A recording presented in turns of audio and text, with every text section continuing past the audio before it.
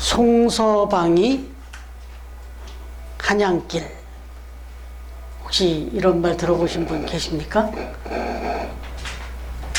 송서방이 한양길.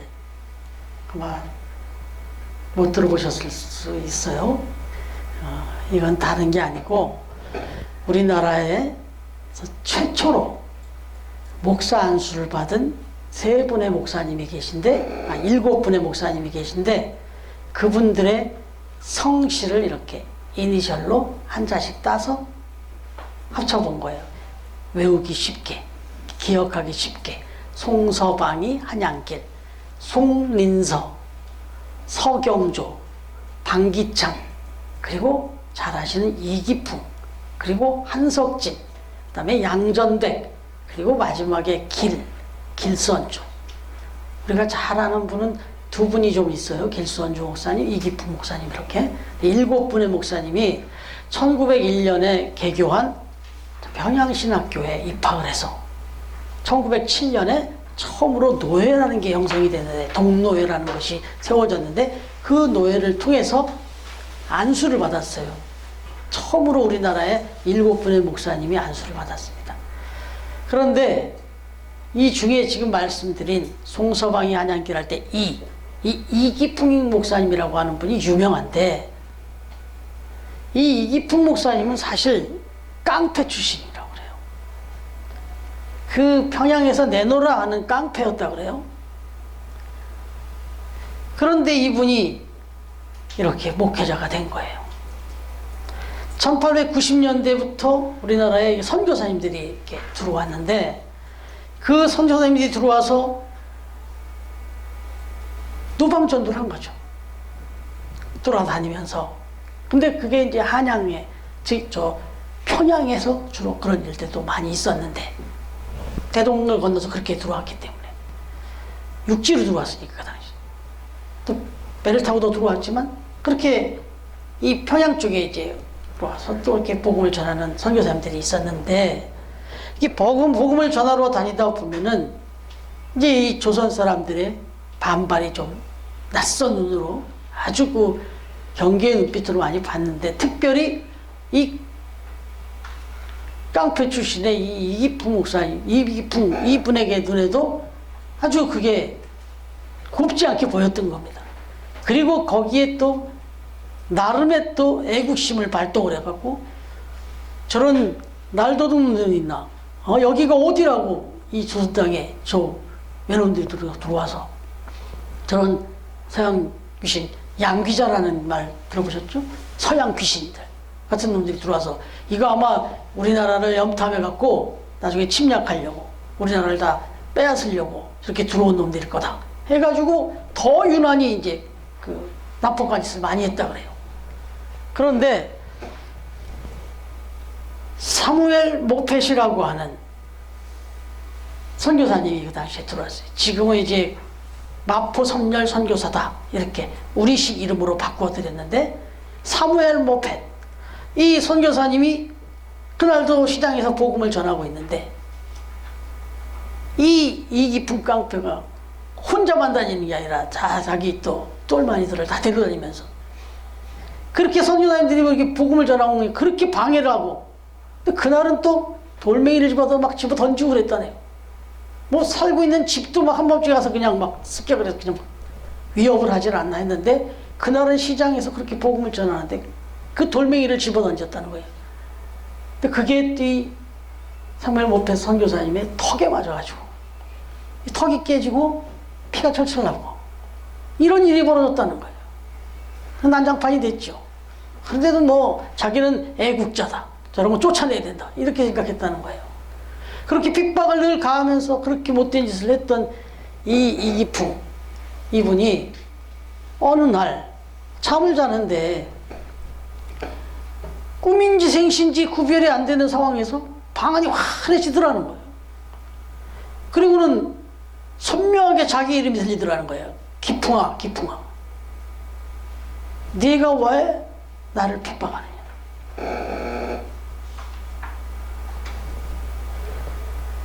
너는 이제 나의 증인이 될 사람이다. 이런 음성이 선명하게 들렸다는 거예요. 이 이기풍 나중에 목사님 그리고 선교사님 이분의 고백에는 너무 선명하게 들려가지고 이걸 그냥 지나칠 수가 없더라는 거예요. 그래서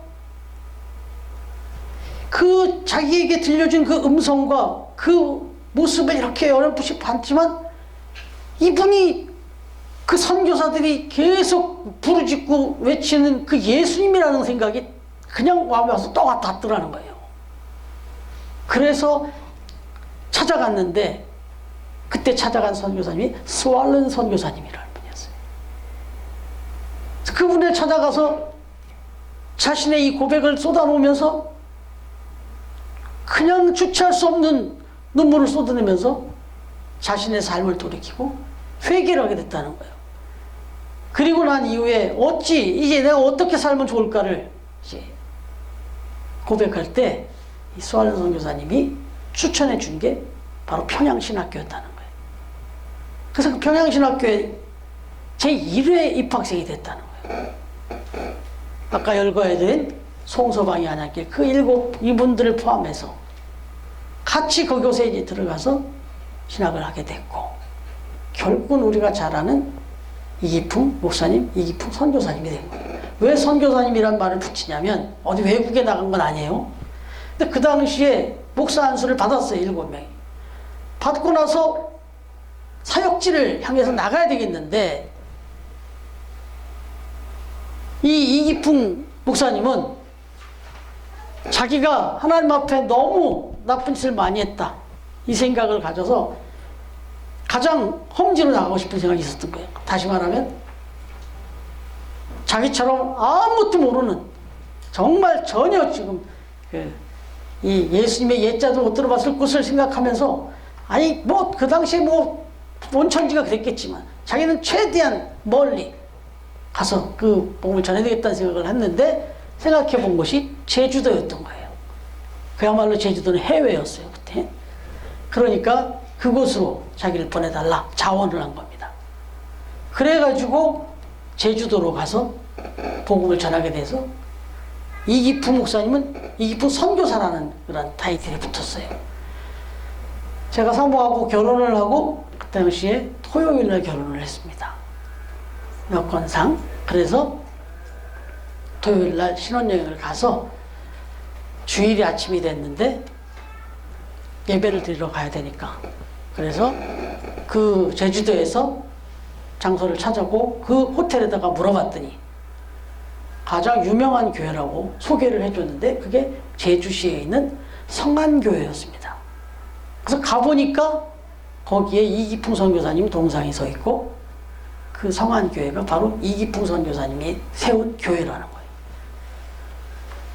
그 교회를 가서 직접 보고 왔기 때문에 더 좀 남다른 감회가 있는데, 바로 이 이기풍 선교사님은 그렇게 그곳에 가서 정말 복음의 복자도 모르는, 그 비읍자도 모르는 그 제주도 땅을 뒤집어 놓고, 지금도 사실은 제주도에서 손에 꼽는 교회들이 이렇게 있어요. 그 중에 5손가락 안에, 3손가락 안에 꼽은 교회가 바로 성안교회예요.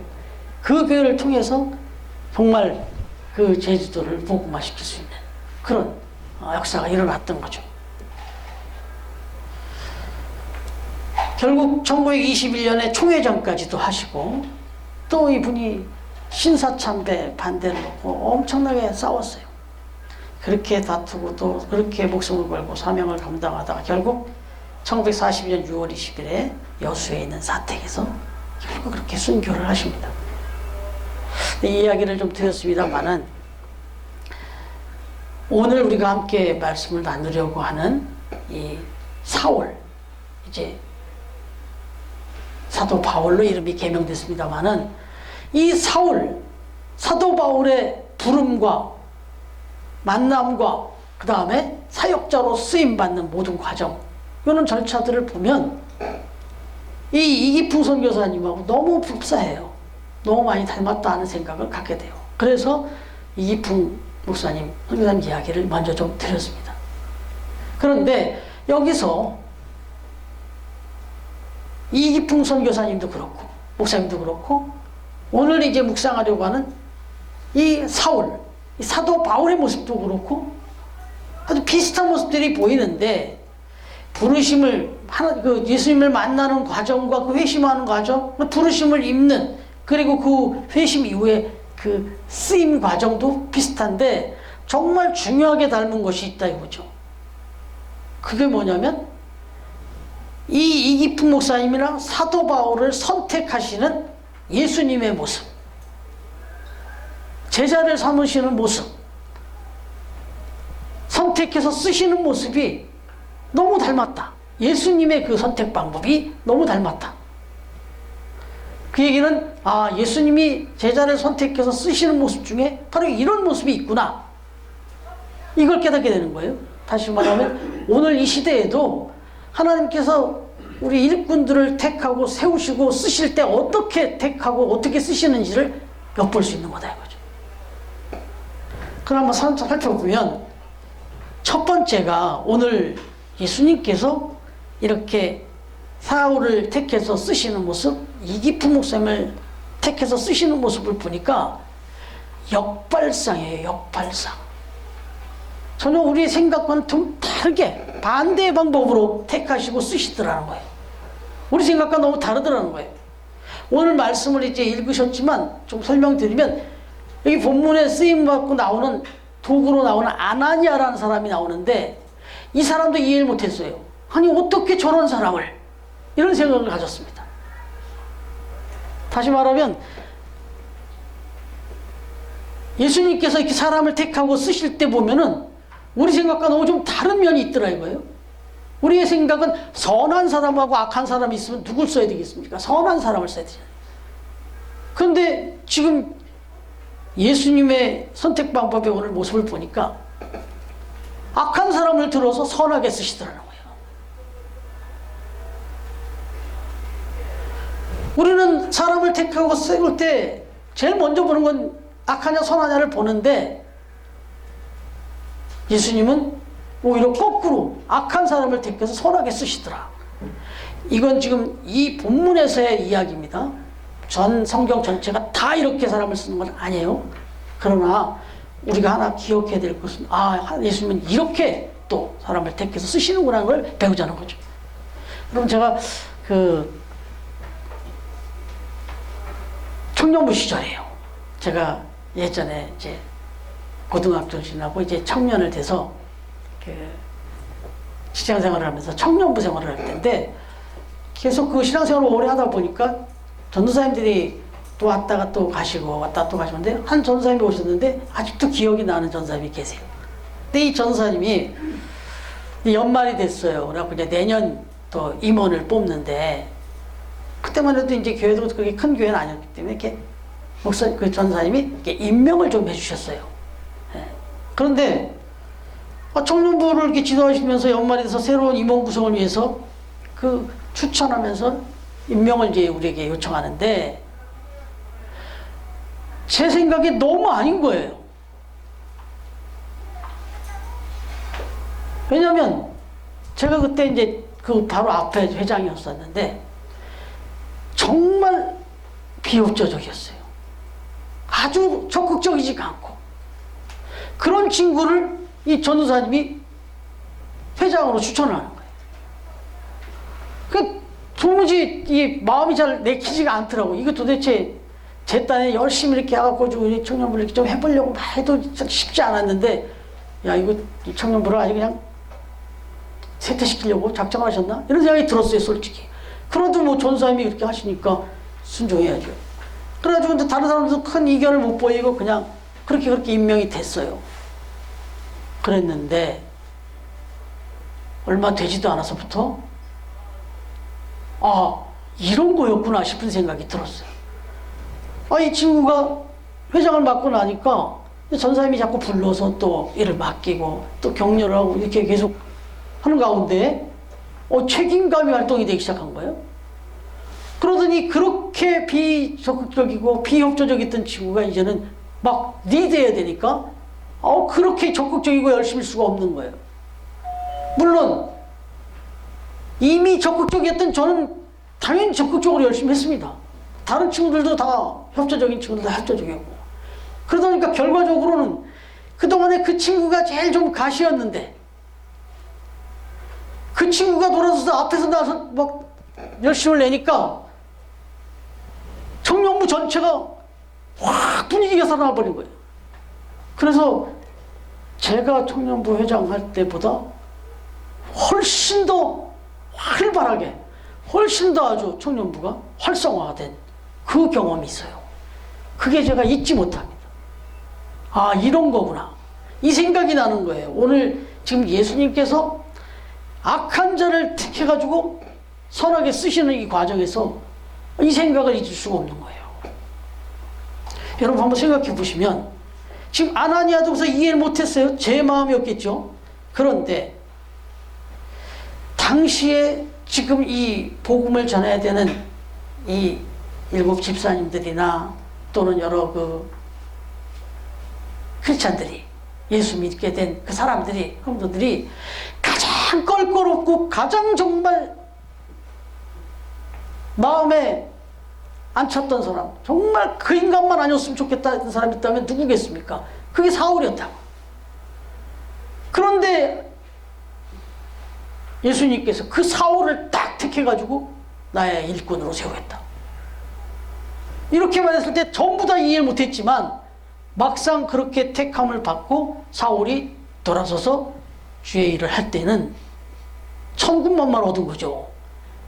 그렇게 사울만 피하면 된다, 사울한테만 안 걸리면 된다 싶을 정도의 그런 인물이었는데 그런 인물이 뒤집어져가지고 그런 사람을 예수님께서 만나서 바꾸셔가지고 앞장을 세우셨으니 이제는 얼마나 자유로워졌겠냔 말이에요.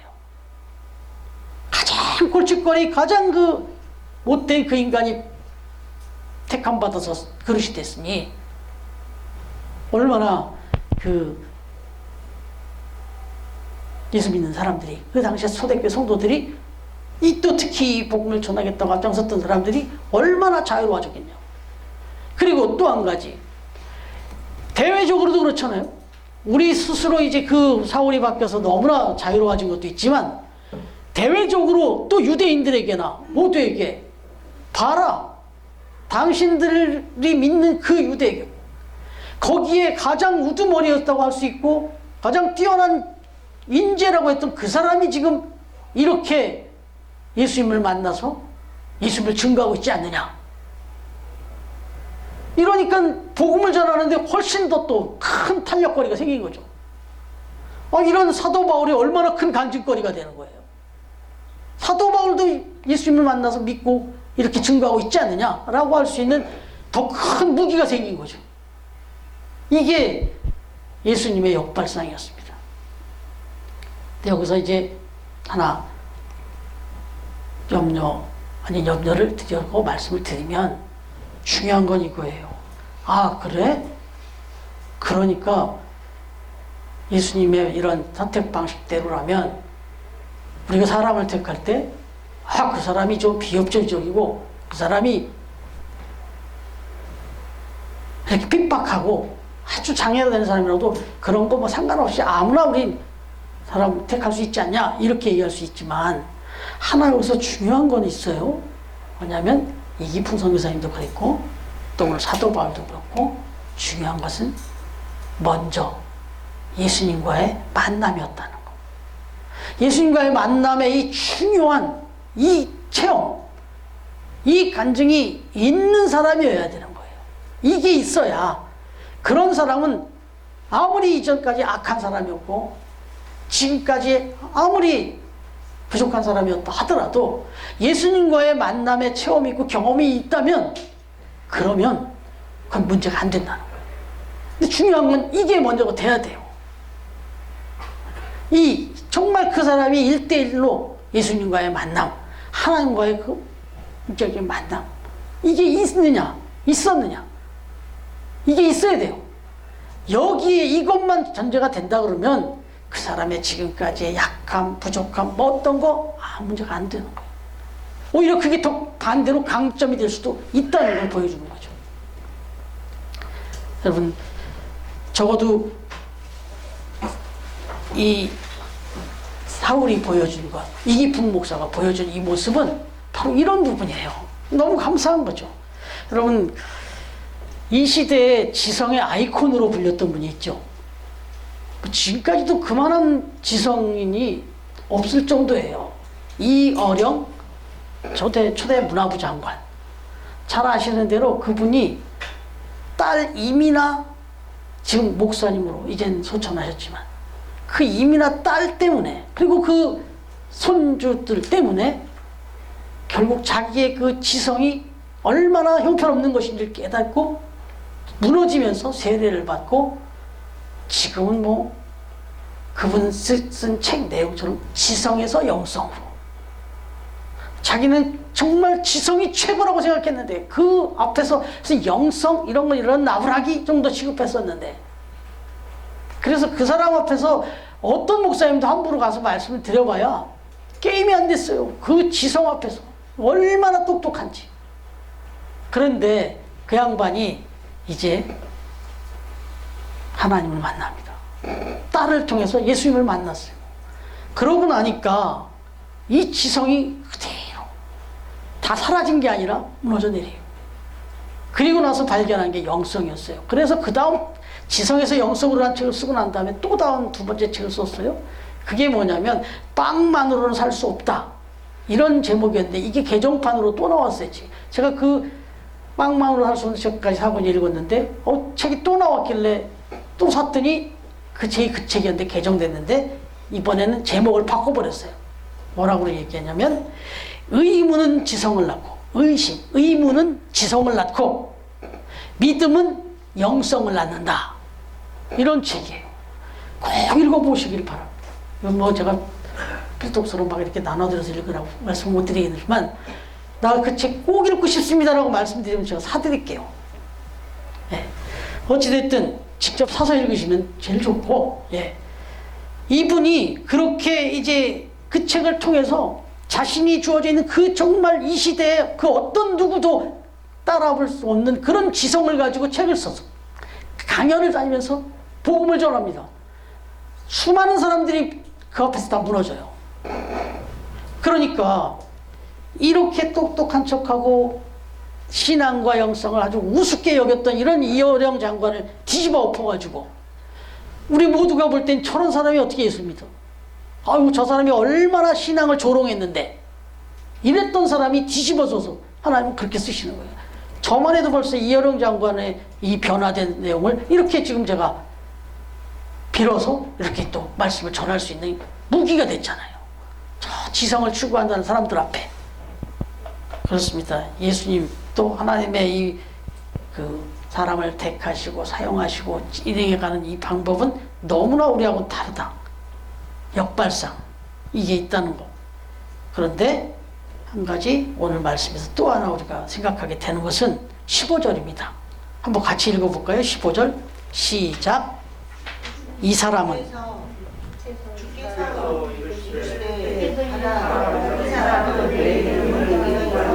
임금들과 이스라엘 자손들에게 전하기 위하여 택한 나의 그릇이라. 여러분, 여기 보니까 이 사람은 내일을 위하여 이방인과 임금들과 이스라엘 자손들에게 전하기 위하여 택한 나의 그릇이라. 오늘 말씀 제목처럼 그렇게 되어 있잖아요. 근데 예수님이 이렇게 제자를 부르실 때 보면 뭔가 이렇게 의미심장한 말을 담아서 부르세요. 베드로를 택하실 땐 어떤 말씀을 하셨는지 기억나십니까? 내가 너를 장차 사람을 낚는 어부가 되게 하리라, 이런 말씀을 드렸죠. 어부라는 것은 그 정해진 그 어장에서, 그 바다에서 거기 모여 있는 고기를 이렇게 잡는 건데, 어부 출신의 베드로에게 그곳에 있는 그 고기들을 이렇게 잡는 그런 것처럼 영혼을 이제 구원하는 그런 제자로 쓰겠다 하는 의미가 담겼어요. 그런데 오늘 이 바울에게는 그릇으로 삼겠다, 너를 그릇으로 삼겠다, 이렇게 말씀하셨어요. 여기에 또 큰 의미가 담겨 있는 거예요. 그릇으로 삼겠다. 여러분, 저도 집에서 이제 나름 그 설거지도 돕고 하고 있는데, 설거지를 하다 보니까 자연스럽게 찬장과 또 그 건조대를 이렇게 보면서 특별히 오늘 말씀을 생각하면서 그릇을 이렇게 생각해 봤어요. 그런데 정말 그릇 종류가 다양해요.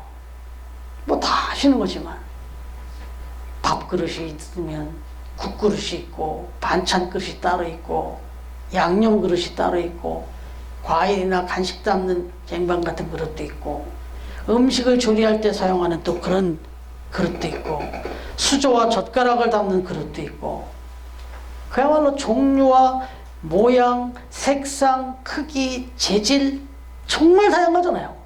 너무너무 다양합니다. 근데 이렇게 다양한 그릇들을 사용해서 오늘도 우리는 풍성한 식탁에서 다양한 식탁에서 뭐 음식도 음식이지만 그릇이 또 다양해요.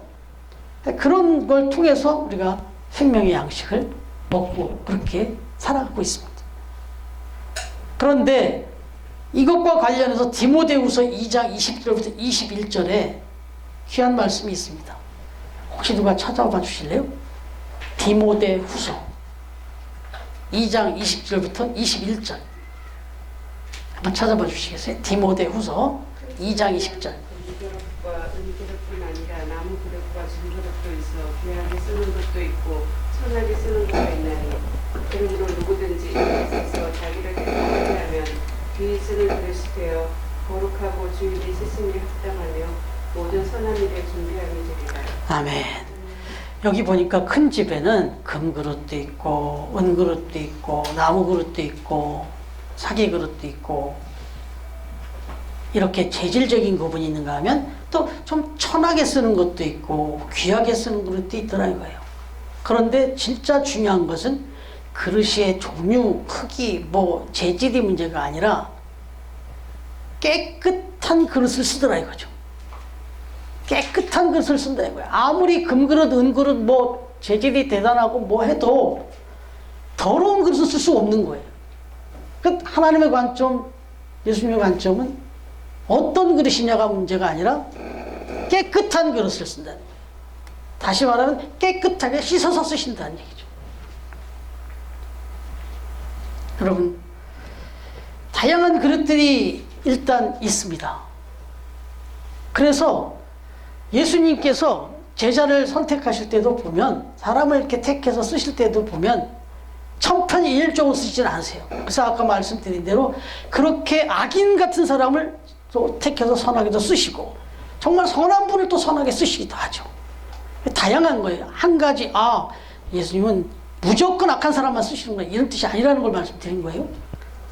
그래서 저 예루살렘의 구원을 위해서는 베드로라는 그릇을 쓰셨고 업으로 만들어서 쓰셨다고 했고 또 사마리아와 유대를 생각해 보면 스데반이라든지 빌립 같은 사람을 그런 그릇을 또 쓰셨다고요. 그런가 하면 이제는 저 로마와 유럽 정말 이방 저 헬라 문화 세계를 나가서 그 다양한 민족들을 향해서 쓰려니까 좀 다양한 그릇 중에 하나 바로 바울이라고 하는 사울이라고 하는 그릇을 또 택해서 쓰시게 된 거예요. 그러니까 그릇은 다양한 거예요. 모두 다 바울 같아야 되고 모두 다 베드로 같아야 되는 건 아니다. 그런 의미에서 우리 교회는 정말 그렇게 천편일률적으로 똑같은 사람들만 모이는 곳이 아니라는 거예요. 어떤 자격을 정해주고 그 자격에 맞는 사람만 모여진 멤버십이 모여진 그런 교회가 아니라는 거예요. 여긴 다양한 사람들이 모이는 거예요. 높고 낮음이 필요 없고 많이 배우고 적게 배우면 필요 없고 많이 가지고 적게 가진 것 중요하지 않고 다양한 사람들이 다양한 모습으로 모여서 함께 신앙생활하고 함께 봉사하는 곳이 교회다. 근데 거기에 대해서 그래서 뭐 인간적인 비교와 판단은 정말 바보 같은 짓이 딱 한 가지 깨끗하냐 정직하냐 바르냐 이거예요. 우리가 가져야 될 관점은 그것뿐이에요. 여러분 교회에서 이렇게 연말이든지 연초든지 우리는 임직식 같은 거 하잖아요. 참 많은 교회들이 또 요즘 최근에 임직식을 많이 하는데 우리도 이미 임직식을 한번 했습니다만은 앞으로도 또 우리 교회가 또 어느 날 언제 또 임직식을 갖게 될지는 저희는 계획하고 있지는 않지만 또 하나님께서 때가 되면 그렇게 또 이끄시면 또 임시식을 우리가 하게 될 텐데, 그럴 때 우리가 이제 사람을 세울 때 정말 중요한 기준이 있는 거예요. 교회에서 목회자나 이 모임에서 사람을 택할 때도 문제거니와 또 택함을 받는 여러분들의 입장에서 마찬가지예요. 내 믿음이 적다, 많다, 크다, 작다, 나는 좀 물질적으로 가진 것이 좀 많이 있다, 없다, 나는 좀 많이 배웠다, 적게 배웠다, 나는 시간이 많다, 적다, 나는 건강이 약하다, 강하다, 난 나이가 너무 많다, 적다, 이런 거 가지고, 그런 걸 따져가지고 사람을 여기 선택해도 안 되고, 또 여러분들 스스로가 이런 조건을 내세우면서 나는 할 수 있다, 나는 못한다, 이런 말도 안 된다는 거예요. 딱 한 가지. 예수님 앞에, 하나님 앞에서 내가 깨끗하게 준비되어 있느냐.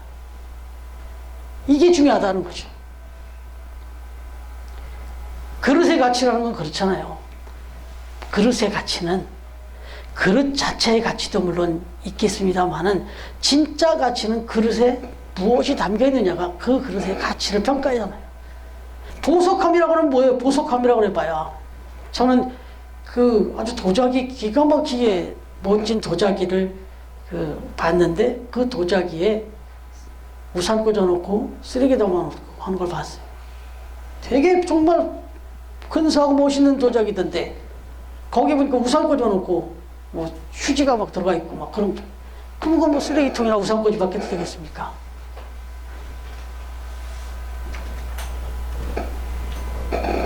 오늘 흥미로운 사실이라고 할 수 있는 것은 사울이라는 이 이름은 이게 히브리식 이름이기도 하지만 뜻으로 보면 큰 자라는 뜻을 갖고 있어요. 큰 자. 그런데 바울이라는 이름이 바뀌거든요. 근데 이 바울이라는 이름은 헬라식 이름인데 아이러니하게도 이건 작은 자라는 뜻입니다. 그러니까 오히려 우리 생각에는 큰 자라는 이름이 앞으로 큰 일을 하는데 더 어울릴 것 같은데 예수님은 그렇게 안 하셔요. 낮추십니다. 오히려 더 겸손하게 만드시고 작은 자라 이름하게 하시고 부르게 하시고 그렇게 해서 큰 일을 하십니다. 진짜 중요한 것은 결국 택한 분도 오늘 영상 보셨지만 토기장이 되시는 하나님, 그분의 손이 능력이고 그분의 손이 힘이죠. 그분이 하시는 거예요. 그러니까 우리는 그저 쓰임 받는 거예요. 그러니까 어떤 면에서는 우리가 약할수록 하나님이 덜 힘들어요. 우리가 뻣뻣하고 너무 강하면 하나님이 마음껏 쓰시려고 하는데 힘들어요. 안 돼요. 저렇게 토기장이 그릇에 그 고무처럼, 그 고무흙처럼 부드러워야 돼. 최대한 부드럽고 최대한 힘이 없어야 빚고 쓰시는데 더 좋단 말이에요. 그러니까 저와 여러분이 어떤 면에서는 역설적으로 우리가 교회 와서 봉사하고 섬길 때 약하고 부족한 것이 오히려 하나님한테는 더 하나님이 쓰시기에 좋다는 거예요. 그러니까 이런 관점을 가지고 사람을 또 택하기도 하고 쓰임도 받고 우리가 그런 생각을 가져야 된다는 거죠. 그래서 고린도후서 4장 7절에 보니까 우리가 이 보배를 질그릇에 가졌으니 이는 심히 큰 능력은 하나님께 있고 우리에게 있지 아니함을 알게 하려 함이라, 이런 말씀을 해주시는 겁니다. 이게 예수님께서, 하나님께서 일꾼을 택하시고 또 쓰시는 비결이더라.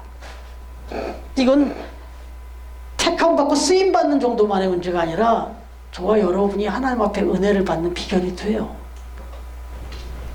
마지막으로 오늘 말씀은 예수님께서 이 사울을 택하실 때 택하시는 방법 중에 하나가 사명을 주면서 택하더라 이거죠. 그런데 사명은 결코 쉽지 않습니다. 오늘 말씀에 보니까 16절 말씀 같이 한번 읽어볼까요? 16절 시작. 그가 내 이름을 위하여 얼마나 고난을 받아야 할 것을 내가 그에게 보이리라 하시니. 아멘. 그가 내 이름을 위하여 얼마나 고난을 받아야 할 것을 내가 그에게 보이리니 택하시고 사명을 주시더라 이거죠. 그래서 우리가 약함과 연약함 뭐 아무 문제 없이 택함 받을 수 있고 쓰임 받을 수 있다. 그렇게 또 살아갈 수 있고 그게 사명인데 그 사명을 받는 자에게 주시는 것은 영광이 아니라 사실은 고난이더라 이거죠. 책임이더라 이거죠. 여러분 그런 이야기를 드렸잖아요. 그릇. 많은 그릇들이 있고 다양한 그릇들이 있고 그 그릇들을 사용을 한다고 했어요. 쓰임 받는다고 했어요. 깨끗하면 쓰임 받는다. 약하고 강하고 뭐 화려하고 뭐 천하고 이게 상관없이. 그런데 여러분 그릇의 입장에서 한번 생각해 보세요. 그릇 입장에서.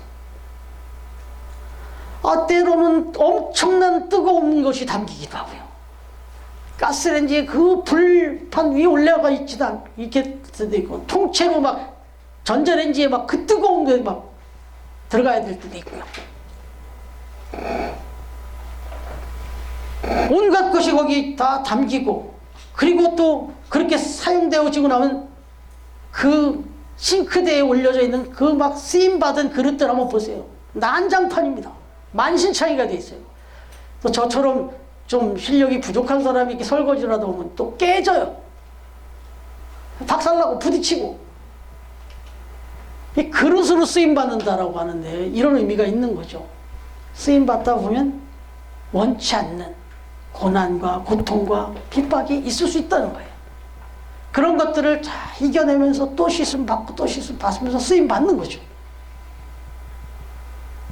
여러분 사도 바울이 쓰임을 받고 택함 받은 그릇이 됐어요. 그렇게 악한 사람이 택함 받고 이렇게 영광된 존재가 됐는데 이 사도 바울이 자기 고생땀을 털어놔요. 고린도 후서 11장 24절 한번 누가 펴봐 주실래요? 고린도 후서 11장 24절.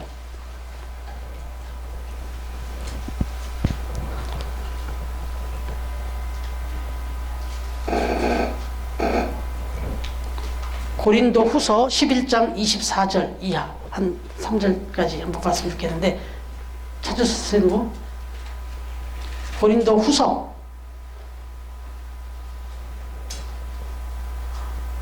찾으셨어요? 유대인들에게 40에서 하나 강한 매를 5번 맞았으며 네, 3번 계속해서 네, 3번 태장으로 맞고 한 번은 돌로 맞고 3번은 파산하는데 일주일을 기품에서 보냈고 깊은 바다에서 지냈으며 그 뒤로 계속 뭐 쭉 나와요. 뭐 강으로부터 바다로부터 정말 엄청난 그런 위험을 또 겪었고 이방인들에게 또는 뭐 엄청나게 막 돌로 맞고 핍박을 받고 여러 날 자지도 못하고 줄이고 목마르고 헐벗었어. 고생담을 쫙 해놓습니다. 어마어마한 고난을 당했어요. 40에 하나 가만 매라면은 40대 이상은 때리지 말라는 율법적인 게 있었어요. 왜냐면 그 40대까지 때리면 사람 죽는다. 이래서 제한을 뒀던 건데 그런 매를 3번씩이나 맞았다. 5번이나 맞았다 그러죠. 여러분 그런 핍박을 받으면서 이렇게 사도 바울이 사명을 감당했는데 그러면 사도 바울은 실패자냐? 실패자인가? 아니라는 거죠. 성경은 분명히 말씀하듯이 그는 최후의 승리자였다. 영원한 표대를 향해서 달려갔던 최후의 승자였다. 이렇게 말하면서 그는 택하신 하나님의 그릇이었다. 이렇게 말합니다. 여러분 말씀을 좀 마무리하면 저와 여러분도 우리 각자의 삶의 자리에서 이미 신앙적으로 이 교회에 와서 어떤 특정한 임무를 맡은 것뿐만 아니라 우리 가정에서 일터에서 이미 여러분이 살아가는 삶 자체가 하나님께서 우리 오늘 모세의 모습처럼 택하신 대로 그렇게 현장에 보내셔서 가정에서 현장에서 삶의 자리에서 또 교회에서 그렇게 섬기며 봉사하며 살아가도록 그렇게 택하신 것이다라는 것이에요. 그리고 그렇게 택하신 자들을 하나님의 힘 주시고 능력 주셔서 영광 받으시고 여러분과 여러분 삶을 생명의 멸류가 빛나게 해주실 거라고 말씀하고 있는 것이에요. 바로 그런 관점에서 오늘 우리 처음 교회에 모인 우리 성도님들 정말 주님의 몸된 처음 교회에 이렇게 오실 때 다 각각 다릅니다. 다 각각의 사명이 있다는 거, 크고 작은 사명이 다 있다는 거 기억하시면서, 또 여러분 가정에서 내 역할, 사명 생각하시면서 삶의 자리에 가서 그 사명을 가지고 택한 그릇으로서의 그 역할을 잘 감당하심으로 그 이후에 담겨져 있는 하나님의 거룩하신 뜻, 놀라우신 뜻을 삶의 자리에서 체험하시고 경험하는 그런 복된 그런 성도님들이 다 되어줄 수 있기를, 우리에게 사명을 주시는, 우리를 택하시는, 부르시는, 함께 해주시는 주님의 이름으로 축원합니다. 기도하겠습니다.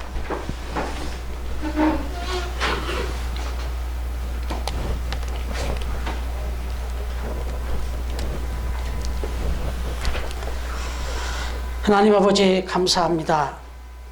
오늘도 12월 첫째 주일, 이 대림절 두 번째 주일, 주님이 이 땅에 이미 오신 성탄의 계절인데 다시 오실 그 주님을 우리가 생각하면서 사모하며 기다리는 마음으로 예배합니다.